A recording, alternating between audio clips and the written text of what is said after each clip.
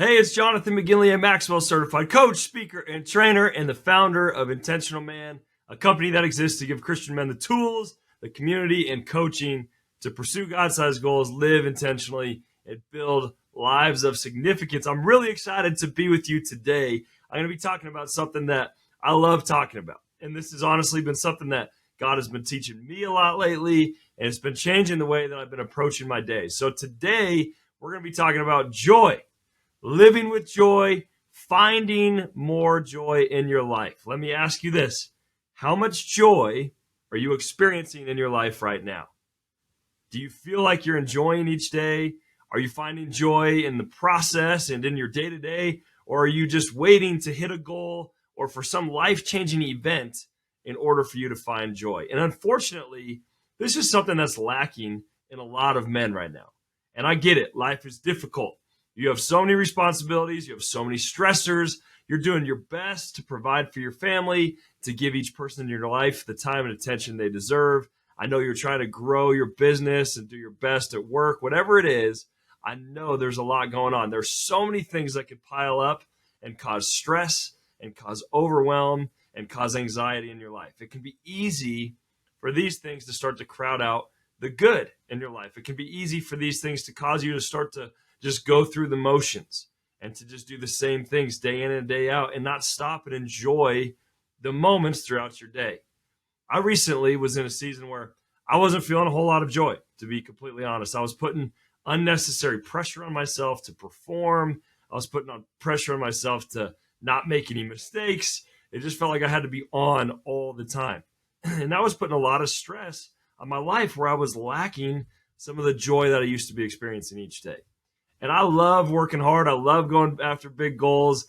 I always want to push you to do that. But if you aren't enjoying the process and if you aren't living with joy as you do it, then what is it? What is the purpose? I don't believe that it's worth it if you're truly missing out on the things that are right in front of you on a day-to-day. So I want you to go after big dreams and work hard while having a ton of fun at the same time. And I believe that that can be done.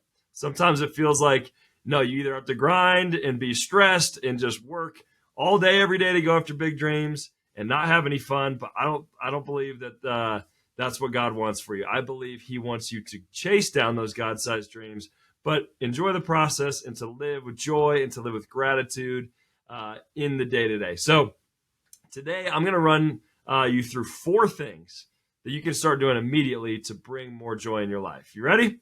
All right, let's go. Let's hop into these 4 things. So number 1, and I know this may seem like the cliche Christian answer, but it's absolutely the most important part when it comes to living with joy, and that is actually spending time with God on a regular, consistent basis.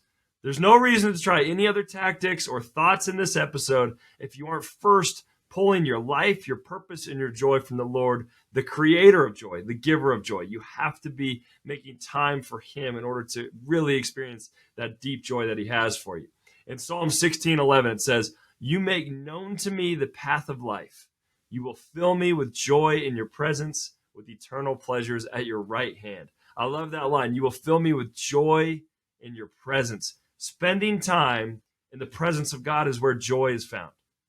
So I know you know this. You've probably heard this before, but take an honest look at your life right now. Are you consistently spending time with God? Are you filling your heart? Are you filling your mind with Him?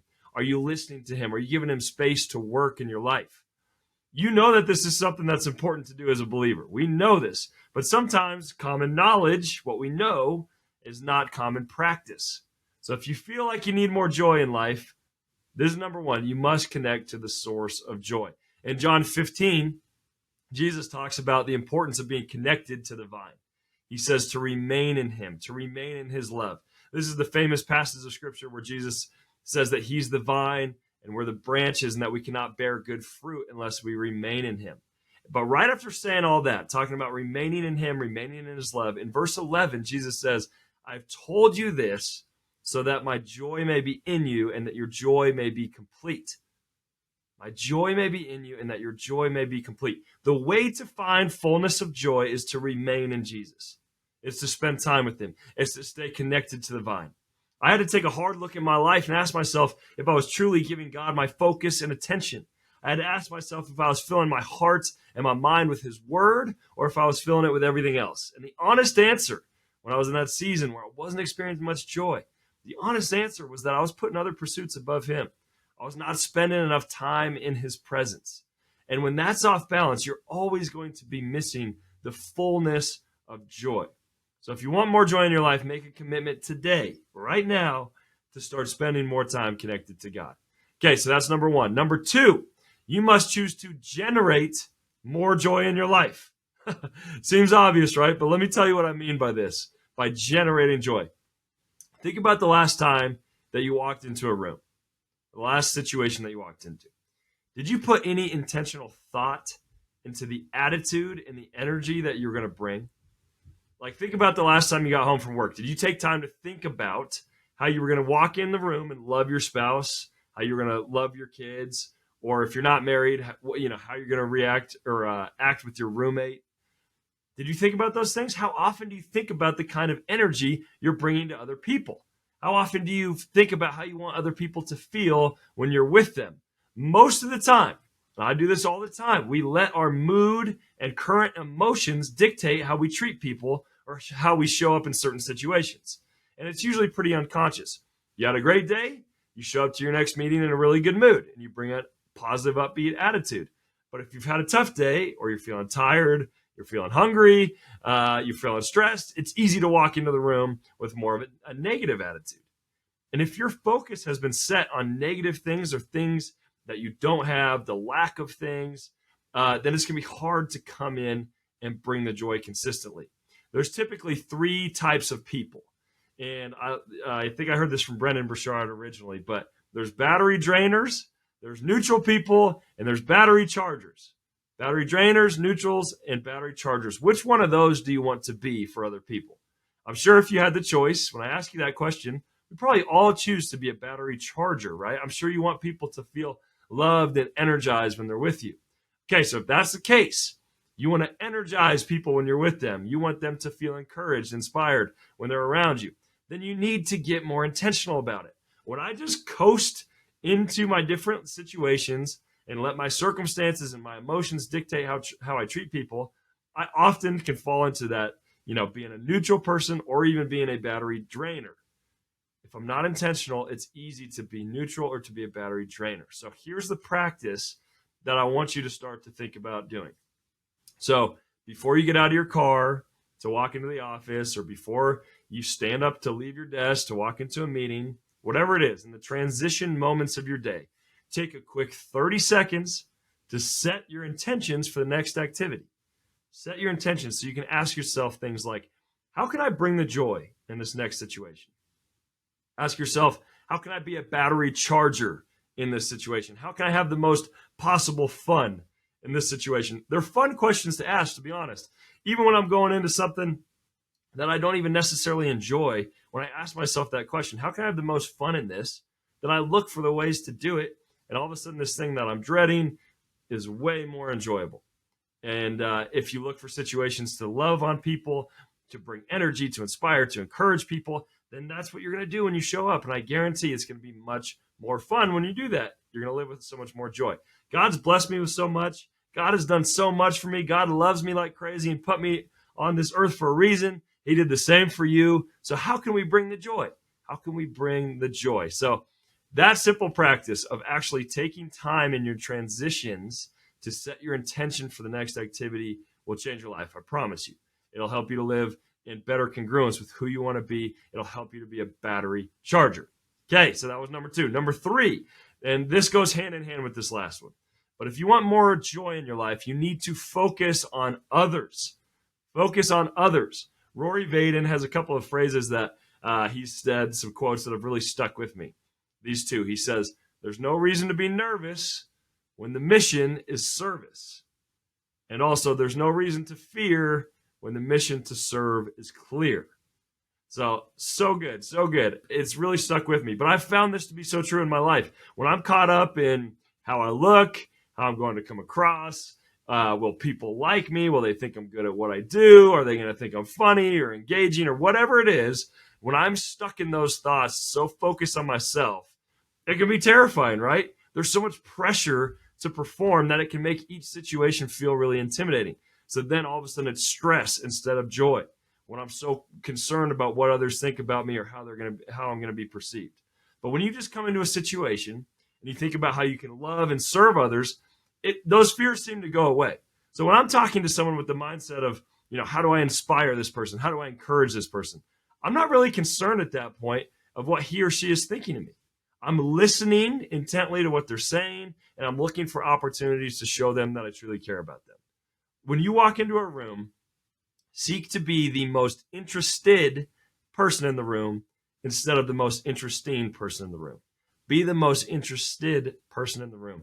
I promise that will take so much pressure and stress off you, and it's going to make people love to be around you because you actually care about them. You actually listen to them. You actually see them. I love to hike. I spent a lot of this last summer hiking some of the tallest mountains in Colorado. I had a chance to go to Glacier National Park, and I got to go to Yosemite National Park. And on these trips, I've gotten some amazing photos. And when I have the camera facing out, like actually facing towards everything, I can easily get great shots of the scenery, right?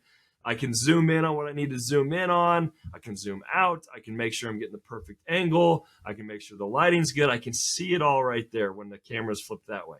But when I flip the camera around and I try to get a selfie with this amazing scenery, the pictures are never near as good because my big head is covering half of the scenery. It's hard to focus on the right things. It's hard to get the right angle. It's hard to get the right sunlight. It's really hard to show the fullness of what I'm seeing because I'm also trying to get my face in the photo. And I think that's the same in life. When we flip the camera around to ourselves and we start to focus on ourselves more than others, it ruins the picture. When I'm in selfie mode, I'm missing out on everything that God is doing around me. I'm missing out on deep friendships. I'm missing out on the chance to impact people when I'm so focused on myself, when the camera is only pointed at me. When you aren't experiencing much joy in your life, take the camera out of selfie mode and put it on others. So that's number 3. Start to focus on other people and the joy will come back, I promise you. Number 4, and this last one's going to seem obvious, but it's amazing how many times this is not actually common practice. Are you spending time with the people who bring you joy?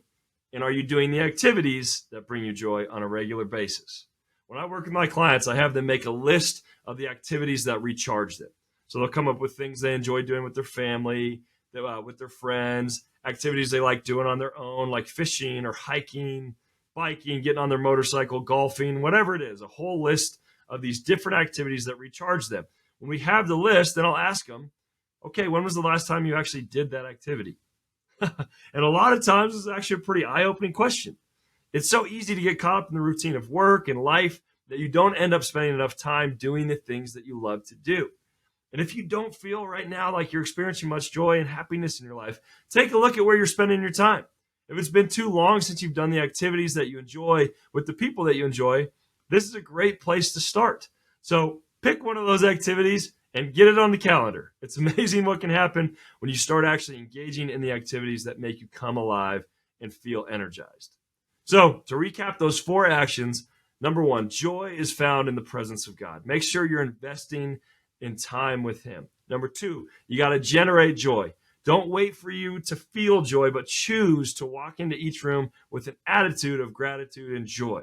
Actually choose it. Set your intention in those transition times for your next activity. Number 3 was get out of selfie mode.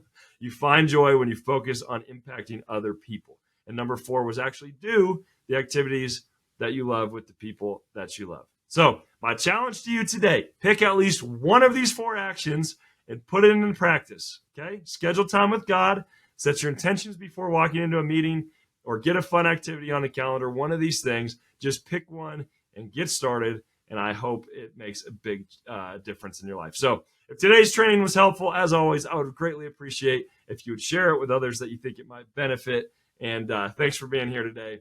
Go live a life you're proud of by living intentionally.